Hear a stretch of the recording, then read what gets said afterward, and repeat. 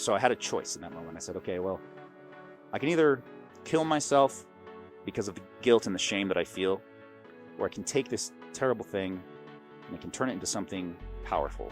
Is just, you can choose to take responsibility, even if it's not your fault. And with that, you then instill yourself with power to change. Yeah, you want to contribute. You can't just take. All right, welcome to another episode of the Taylor Empey Show. I have with me one of my good friends and guest, Bryce Henson. He's with me today. He is the CEO of Fit Body Bootcamp, which is an international franchise with how many locations now? We have just under 300 locations throughout the U.S. and Canada, my friend. Awesome. He's also the host for the CEO podcast. And what other accolades do we need to I think that's probably intro good, you with? But I would say that my mission is to teach leadership, promote capitalism, and defend free speech. So aside from being a fitness guy, a business guy, I just like to lead myself, lead my family, and lead my empire, my community, if you will, which is my leadership framework. So that's probably a good place to start. Cool. Awesome. Well, yeah. And honestly, Bryce, I've known you for a number of years. I've known of you. We've more recently in the about past 2 years become more acquainted as friends, but I've seen you just ascend through the organizations you're involved with and step up as a great leader in your communities and just as a super big inspiration to me as well. And so it's been really cool to watch you and your story. So I would like to learn just more about your story so that, our audiences can benefit. And talk to me a little bit about your leadership framework. And I know we talked a little bit, outside of being on camera right now, that what we want to address today with that. But go ahead and tell me just kind of how does that framework look like? What does it start with? Yeah, great question, man. By the way, thank you so much. This is an awesome experience here in Salt Lake. We were doing some other work for Fit Body Bootcamp, and I consider you a good friend. So appreciate you showing me around Salt Lake. Had a great lunch, and now at your studio and just shooting some content, hopefully inspire more people. So I want to start there. My leadership framework, I believe that leadership is always the problem. It's always the solution. I'll give you a little backstory in terms of how I came to that realization when I was about 10 years old. Before I do, my leadership framework, as I just referred to, is lead yourself, lead your family, lead your empire. Before you can lead an empire, before leading your family, or before you can lead anyone else, you first must lead yourself. And I think that's mission critical. It's extremely important to know. I'm a recovering alcoholic, and in the 12-step program that I go to, there's this saying that the program is a program of attraction, not promotion. And really, what I look at from a leadership framework, leading yourself is a process of attraction, not promotion. It's an inside job. So if you want to be an extremely strong leader of men and women and communities and be a change maker, that's great. And I highly encourage you, if you're listening to this or watching this, you go on that path because leadership is such a valuable tool. But first, before you venture on that particular journey, look in the mirror, figure out what sort of shortcomings that you have. Where can you tighten up your game? Because what I do know as a strong leader, you'll be able to track people way more than you'll be able to promote your leadership. And I think that's a good place to start. Additionally, why I love fitness. Fitness is the foundation. For me, fitness is the highest form of self-leadership. So we'll talk a little bit about this. And this is why we're kindred spirits. This is why I love what you're doing, have so much passion for it. Because you can, look at the richest man in the world, Elon Musk, I'm a huge fan, or whomever it is. But if they don't have health, if they don't have fitness, they don't have true wealth. They don't have strong internal leadership as well. So I think it's just so important for, your audience and for the world to know that, especially in a day and age where 80% of our population here in the United States of America is either statistically obese or overweight. And that's a big challenge that's causing, depression and all sorts of mental health issues in addition to physical issues, taxing our healthcare system. So if we can all be a little bit more inspired to lead ourselves through fitness and you build that foundation, the world's our oyster. So that's the framework. The first origin story that I want to showcase, which is going to go back a little bit, it's a little bit deep, but it really shined a light on how valuable leadership is, or in my case, what the lack or a void of leadership can do. And I've lived in Southern California for 20 years now. I moved there in 2005. I'm more California than not at this point, but the first 2 decades of my life, and definitely the first decade, was very volatile. And the reason that was, I was blessed. It was a blessing. It was not a tragedy, even though at the time it was a tragedy disguised now as a blessing. To have a father that was an absent father. He was addicted to drugs, alcohol, and gambling, which isn't necessarily the trifecta for a good family upbringing. But it wasn't all bad. I don't think he was actually a bad guy. He just didn't have the self-leadership to be able to, lead himself, lead his family, or lead his empire. And that's, a very um, rude awakening that I learned at a very young age. So the first 10 years of my life while we were living with him was very volatile. And it wasn't all bad. In fact, there was a period of 2 years where he won an inheritance for his father. And it seemed to be things were shaping up and we had money. But then the life of an addict, things can go south very quickly, which they did. And, growing up, I knew that there was friction in the household. My parents would argue. There was a lot of verbal, abuse from my father. But he was also, in his own addiction away at the time. But then the verbal turned physical, and that was really the big aha that really shined a light on my mom that we need to get out of this particular situation. So by the grace of God, our grandma, who was living in the state of Michigan where my mom grew up, took us in. So literally I was living a volatile lifestyle, if you will, in the state of Georgia. And then it seemingly overnight, I was a young boy, got shipped up to Michigan. Confusion, one hand, good situation to get out of that, but we had a very rocky landing. And looking at that particular experience, I was kind of thrown into a leadership role at, the age of 8 or 9 with my family, with my mom, with my, 2 siblings. And my mom had been out of the working world for a long period of time, 15 years. She didn't have the vision or she wasn't prepared to raise, 3 kids on her own. And bless her heart, I'm so glad that she did everything that she possibly could. But I realized, Taylor, in that moment in time when I was 10 years old, that the lack of leadership, the void of a strong, male figure, and actually like, a family unit, if you will, because that's why I love leadership and the family unit. It's a team. We work together. Without the strong presence of a leader, then chaos ensues. And that was a hard lesson to know at a very young age, but it was an extremely valuable lesson because it taught me the value of leadership. It taught me the value of resilience, of working hard, of working as a team. And that's probably the foundational story which opened my eyes to my leadership framework, which is very important for me today.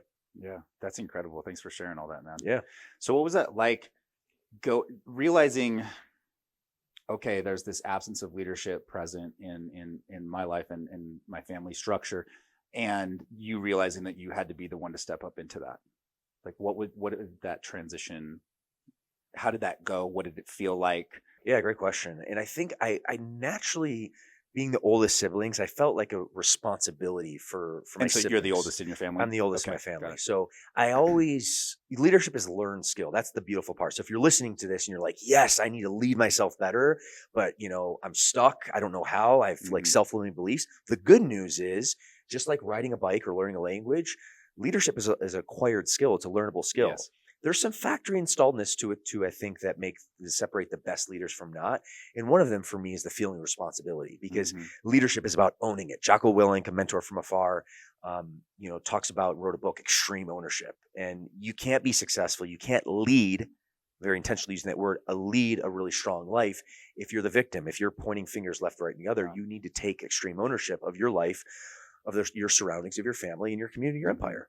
So I always felt this like deep sense of responsibility for my siblings. But, while the situation was volatile, it wasn't front and center. But when that particular abrupt situation happened, we were living this life, and then all of a sudden the rug got swept underneath and we were living a new life. It became very, very apparent. So it created more awareness in my life.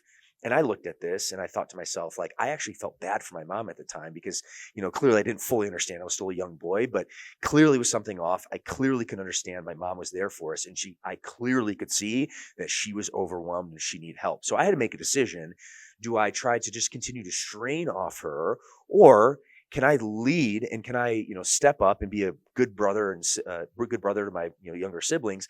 And can I, start helping out? Can I, start doing some chores? In fact, in the state of Michigan, you have to be 14 years old to legally work, but I found a loophole. You can referee soccer games at the age of 12, and you can enroll in soccer school and referee school at the age of 11. Okay. So that like awareness opened me up. It's like, okay, one of the first things I realized is we had a lack of financial resources. My mom had been out of the working world. She was a secretary making minimum wage. And granted, in the state of Michigan, the cost of living is way less expensive than here in Utah or California. But doing the math, making $5 an hour, even X amount of years ago with 3 kids, that math doesn't work. So my thought was, all right, how can I help? How can I contribute? How can I be a value add? So for me, that was probably, Taylor, the lesson or the action I took in that particular time to really take a step in the direction to try to support, to try to help, to try to contribute, which again is just strong leadership. So I feel, to put a bow on it, I feel blessed that I just inherently felt responsible. Hmm. But looking back, I also just did what I needed to do to be able to help my mom and my family, and that was the foundation for a career in leadership. Yeah.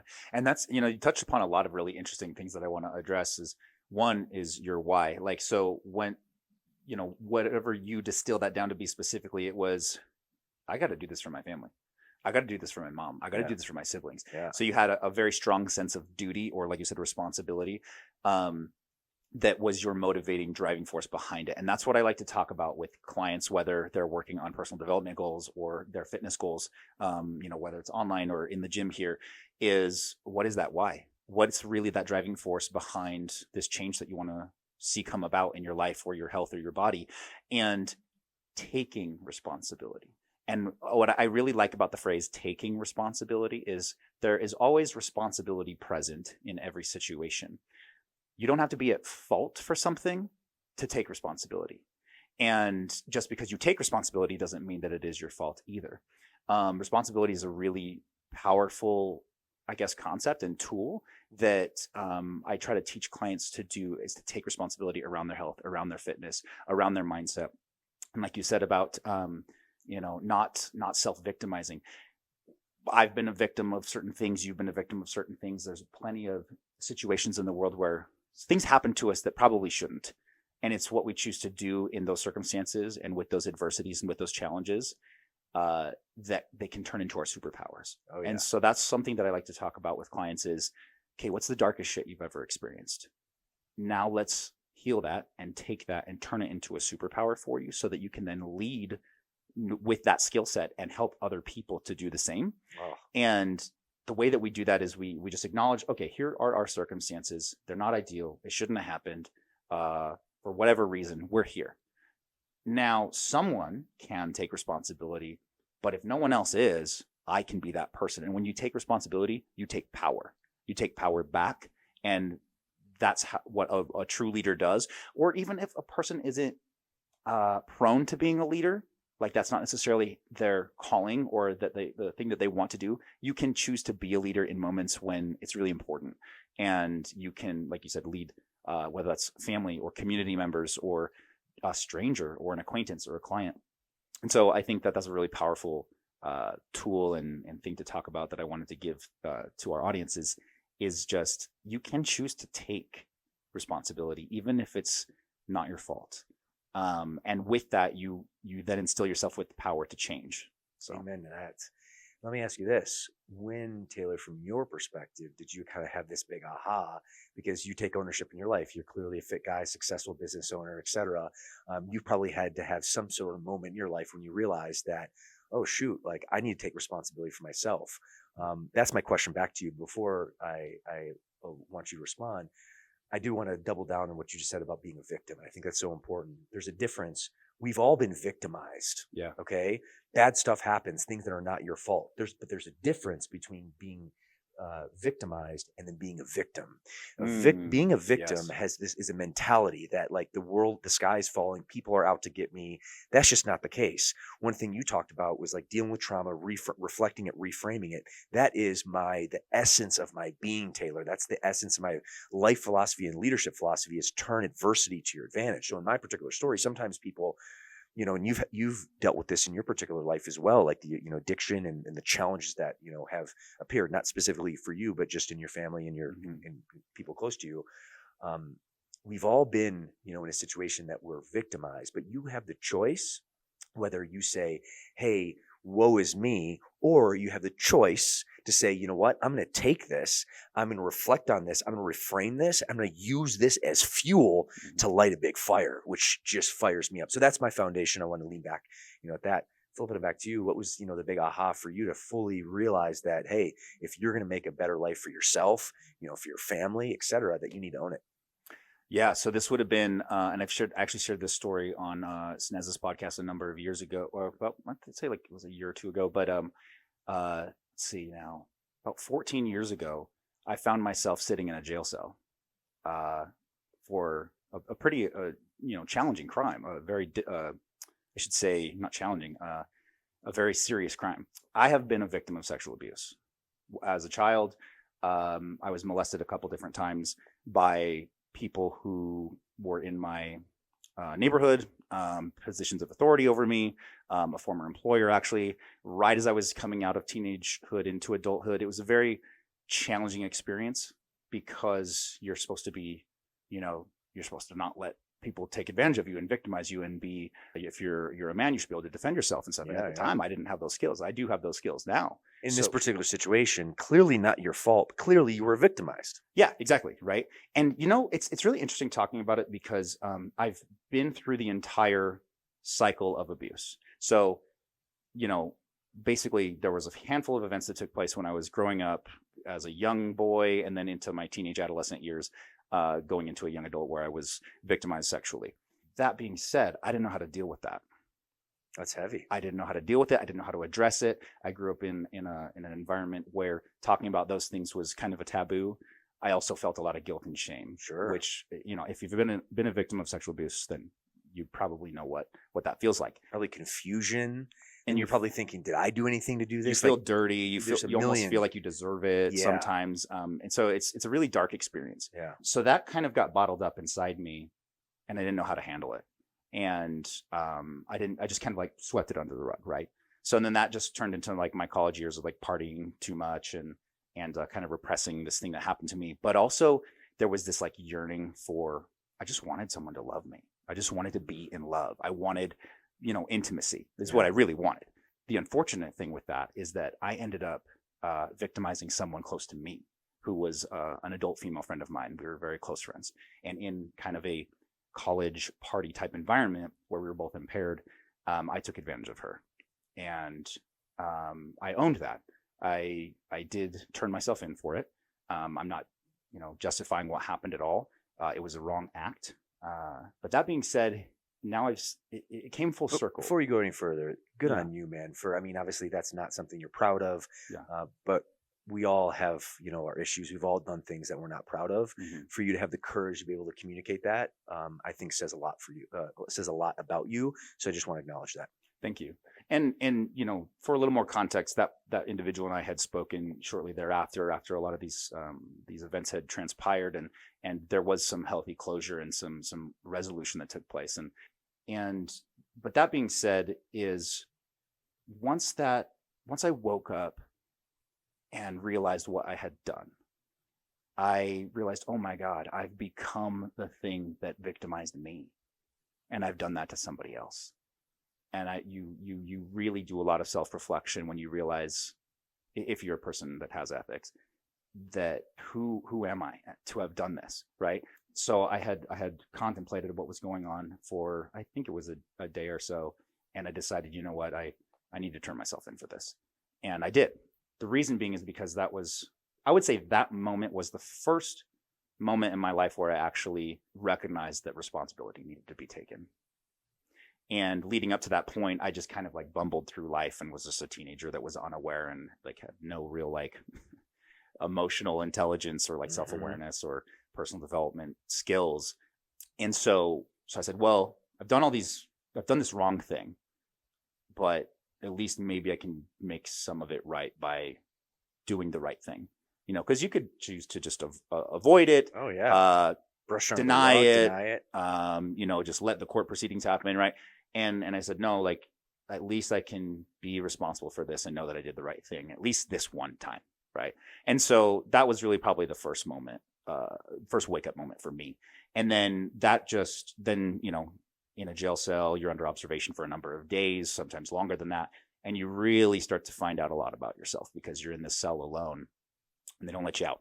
Thoughts. And so contemplating, this is heavy time. Yeah. And you're sitting there reflecting on these acts that you've committed or these mistakes you've made, right? And so I had a choice in that moment. I said, okay, well, I can either kill myself because of the guilt and the shame that I feel, or I can take this terrible thing and I can turn it into something powerful. And maybe, just maybe, I'll have a second chance and I can make a difference in this world. Rather, like, I don't want to be the guy that leaves this world having just taken. Yeah.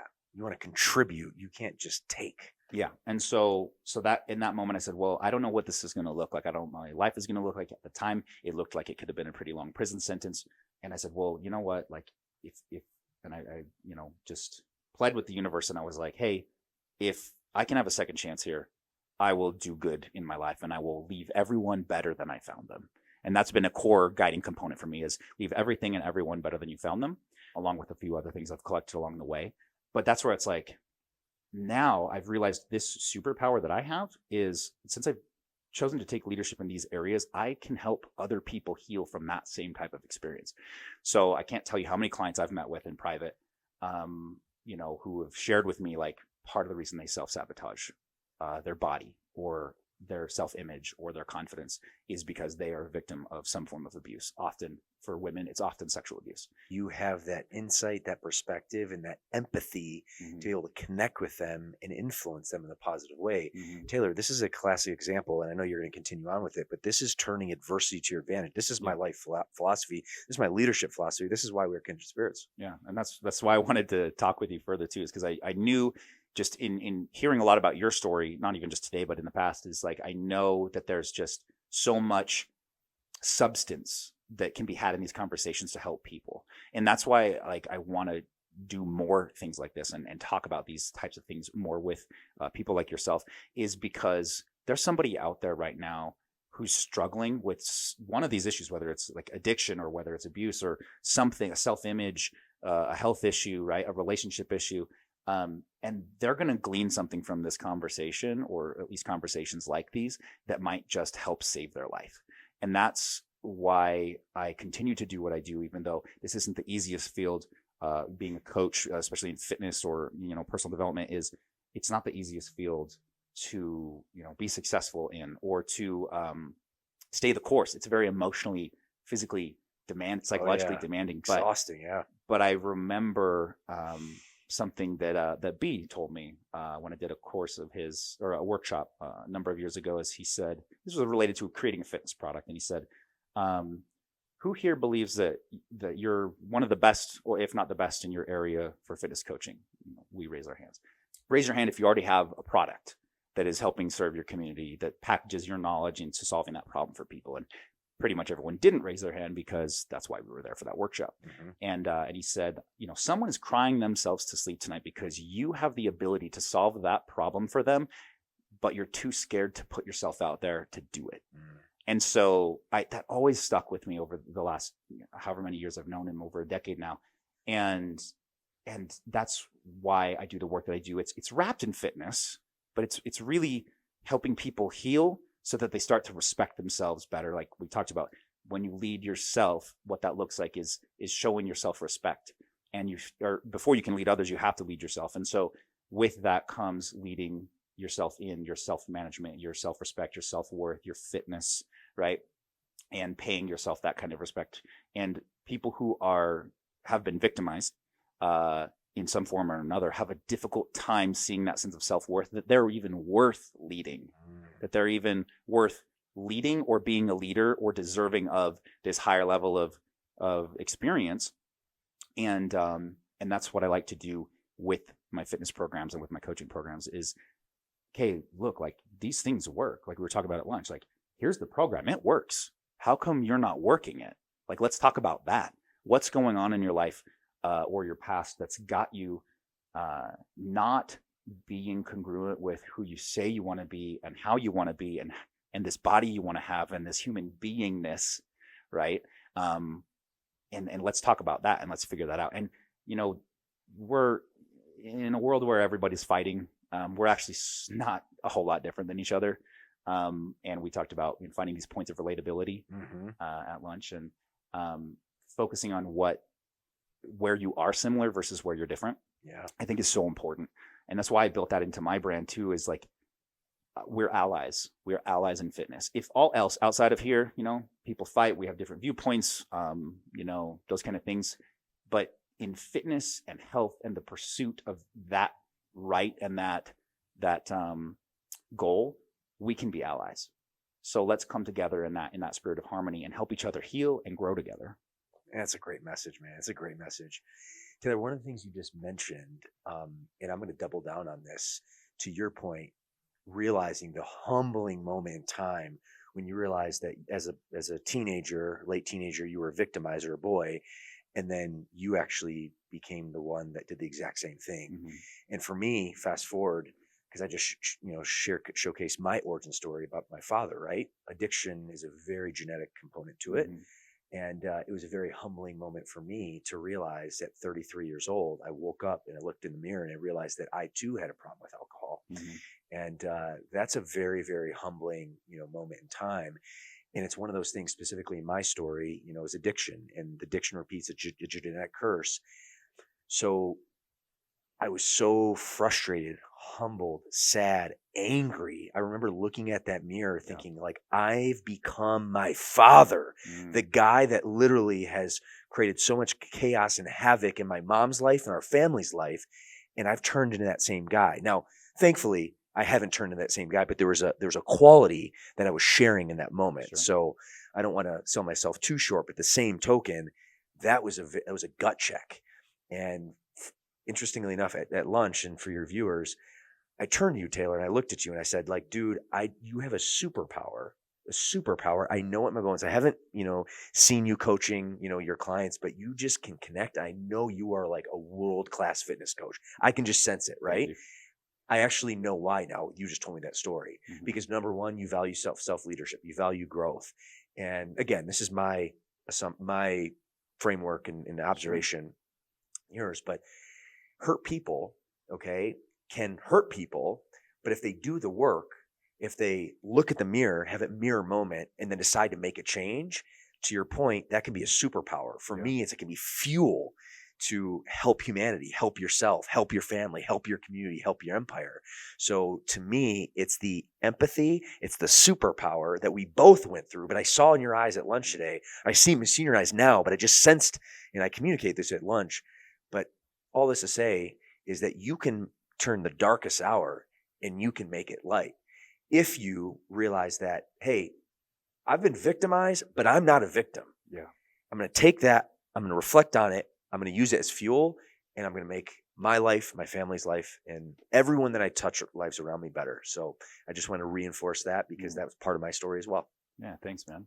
Yeah. And like you had just said, differentiating labels is super important because what you can acknowledge what happened without identifying with it.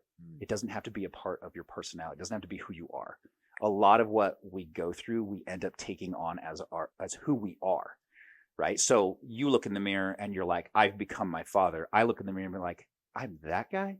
Right. Like we have these moments where the actions that we take, we sometimes take on as who we are. It's like the identity. Yeah. And what people sometimes really struggle with that I've seen in my work, and I've worked with like thousands of clients at this point, I don't even know how many, is that whatever happened that got them to where they're at, or like, events that took place, that kind of a thing, they take it on as who they are, which is why they stay there. Yeah. So that's why people who feel like they're victims, they stay victims because they have victim put on their head. It's identity. Right? It's their identity. Yeah. Or someone who's an abusive, absent, alcoholic father, that's what they put on their forehead, right? Or a victimizer, that's what they put on their forehead. That's who I am. But it's not. Not to diminish or to minimize events and things that actually take place in people's lives, but you don't have to be that.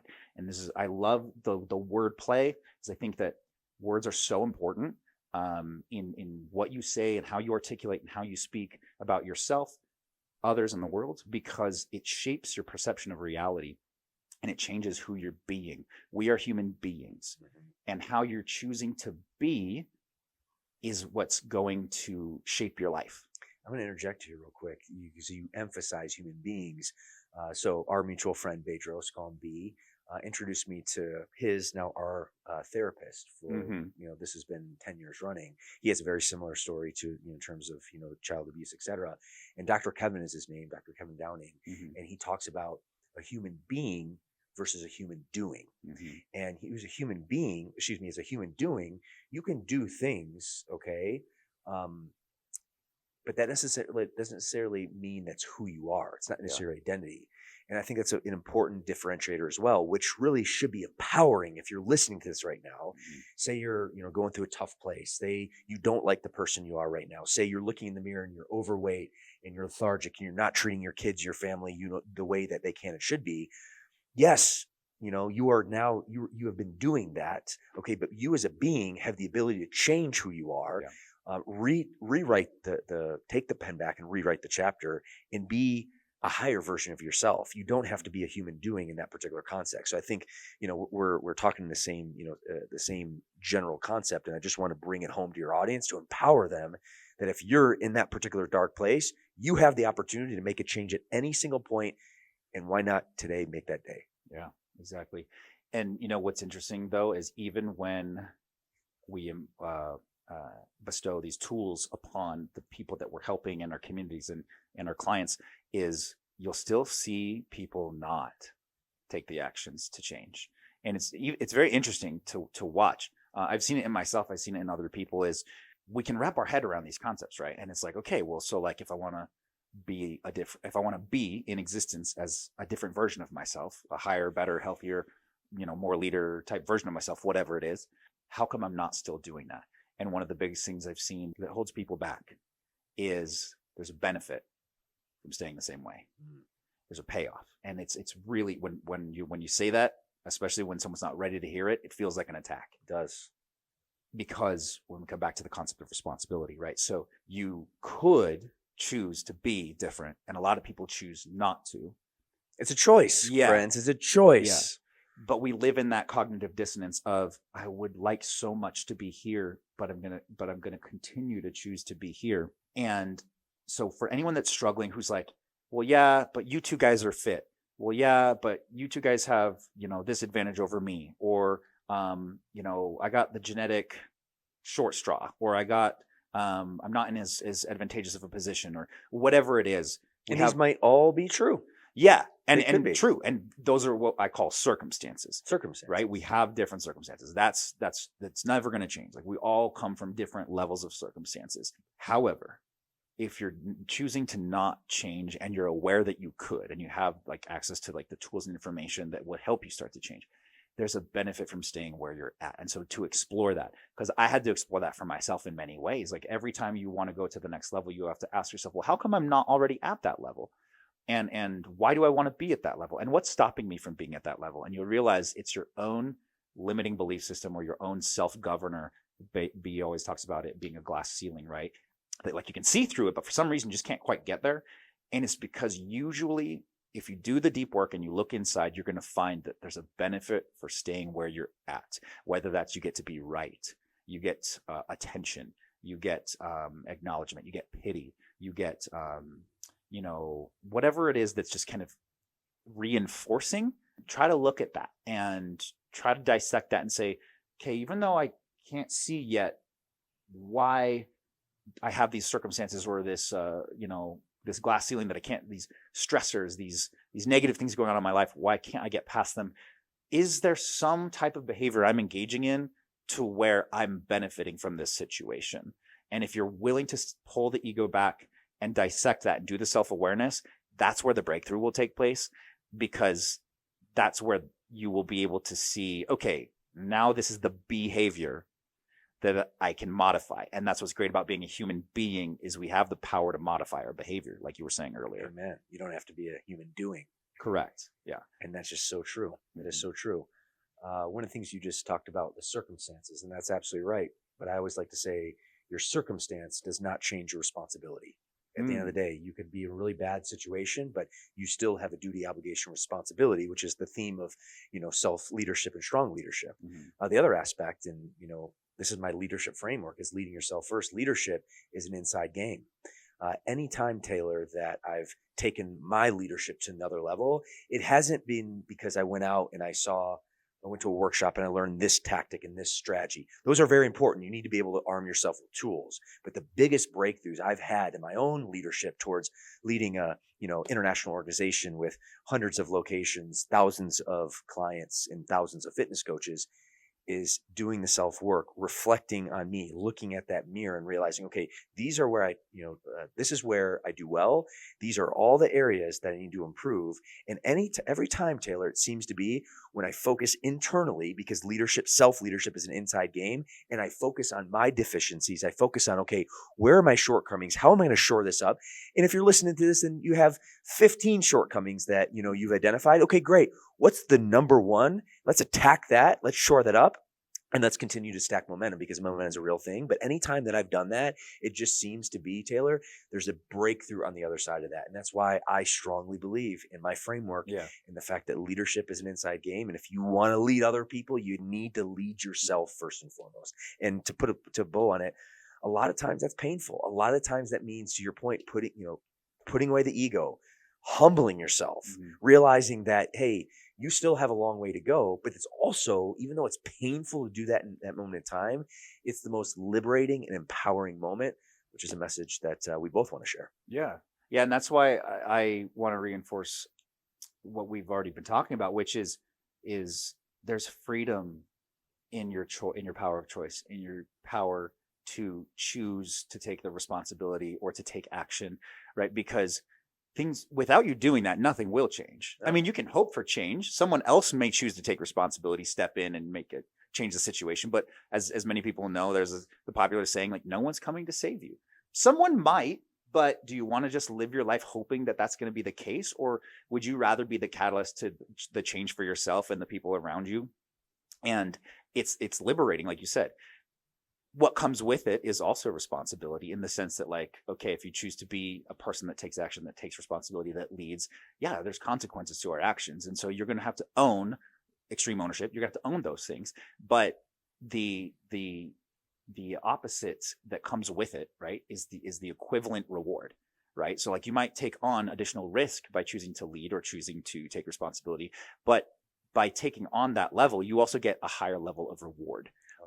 Whether that's emotional, financial, relational, doesn't really matter. I'm a big advocate of the law of compensation and the law of attraction. I think they're essentially one and the same, which is you're going to be compensated in some form or another in life, in value, in energy, to the level that you give out first. Amen right? to that. And so it's like, if you're hurting right now, go help someone heal. You will heal too. If you're not as fit as you'd like to be, but you're fitter than someone else, go show them how you lost the 5 pounds. Like, go give first the value up front that you would like to receive, and you're going to draw more of that into your life. And but you're only going to get that if you begin leading, right? And I think that to take it to the next level too is, a lot of people struggle with these different things in life just because they're just focused on themselves. And I don't think I don't think that's selfish. I think it's important. Like you said, leadership starts with yourself. You have to be self-oriented first before you can make a bigger impact or help other people. And you have to fill your cup before you can pour into others. Yeah, exactly. It's like the oxygen analogy that we've all heard before. Yeah. Which is true. Yep. And what I've noticed, though, in working with a lot of people over the years, is when their commitment, like their underlying commitment of why they're doing something, is oriented around others, they're far more successful. They're far more likely to adhere to whatever it is that they're doing. They're far more confident. Like, everything is just better because they're not just focused on themselves. They're focused on the greater good, or contribution, or impacting others, or it's their family, or it's kids, or it's helping, someone or a group of people that need help. When your why, or the driving force behind whatever it is you're doing with your career or your fitness or your money or anything, when it's about other people, you're just so much happier, more fulfilled, more successful at what you do. And you're going to have a much easier time sticking to that. Because I find that a lot of the times, as individuals, we're far more likely to break promises to ourselves than we are to other people. Because we're gregarious, right? I want you to trust me. I want to have rapport with you. If I break that rapport by saying, hey, I'm committed to X, Y, or Z thing for you, or, whatever, and I break that, well, then now I've lost rapport with you, and I don't want that. But because when we break our word to ourselves, we lose rapport with ourselves, but no one sees, it's a lot easier of a choice for people to make. Somehow we're okay with that. Yeah. And so that's where it's like, I love that this is centered around, yes, we have to heal ourselves. We have to do the work. We have to take care of ourselves. We can't pour from an empty cup, but with it being the goal of not just pouring for ourselves, but pouring for others. And I'll give you a tactile example of this, Taylor, which is so true. And I have many weaknesses, but one of my strengths, we all do. One of my strengths is I'm a very, very strong negotiator. So my business partner, Bedros, our mutual friend, if there's ever a big negotiation or my leadership team, they'll put me in there and I feel confident that I'm going to put the deal. I'm going to find a win-win, but I'm also going to find a situation that's going to benefit, my team, my organization, to the highest degree. Humbling myself before I flip the switch in my mind and shifted my negotiation around the surface of others, I was way weaker of a negotiator. But now every single board meeting I go in, and if I'm negotiating whatever I'm negotiating, I'm always thinking of the people that I will benefit, or that will benefit from me being able to execute this. And Taylor, somehow I negotiate a great deal. Yeah. It's a win-win. And my team comes home and be like, Bryce, you did it again. But the trick behind that, if it's all about me, I fail. When I literally put the needs and wants of my team in front of me and I put them front and center, I just negotiate like a ninja and we all come out winning. The ninja negotiator. That's it. That's it. Just want to be able to provide you like a tactile example of that philosophy in real time that works. Well, and because in that level of a situation, the stakes are high, right? Like what's at stake is, well, if I don't land this deal, or if I don't perform, or if I don't get that result for that person, my people suffer. Oh yeah. Because I'm responsible, because I've chosen to take that level of responsibility. And so it does, all of our actions have an impact, whether that's large or small, doesn't necessarily matter. It's different for every person, but, you performed at a higher level. You were literally a better version of yourself because you were there in service of others. Yes, were you going to benefit at some point along the way? Of course. It was, yeah. But you were fulfilling an obligation, a sense of duty that you chose to take on as a leader in your organization and in your life. And you've got people that rely on you. You've got people depending on you to deliver. My viewpoint, Taylor, is when I leave that negotiation, I got to go back to my team and look them in the eye. And my following needs to look me in the eye. And I need to say like, hey, I delivered for us. Yeah. I delivered for you.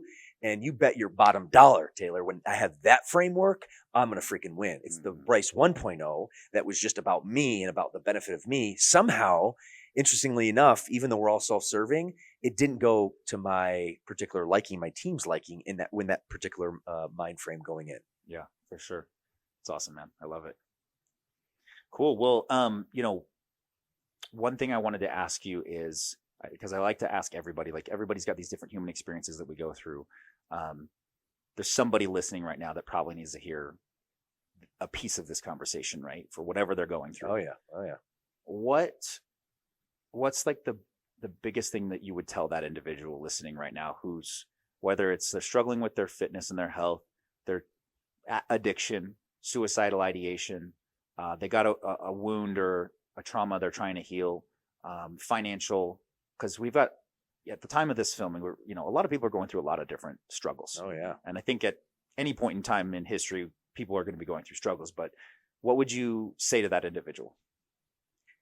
Incredible question. And it's going to be a little bit counterintuitive from this big international CEO with all these locations and all these coaches and all these clients. Yeah. It's going to be very counterintuitive, Taylor. And it's this: surrender.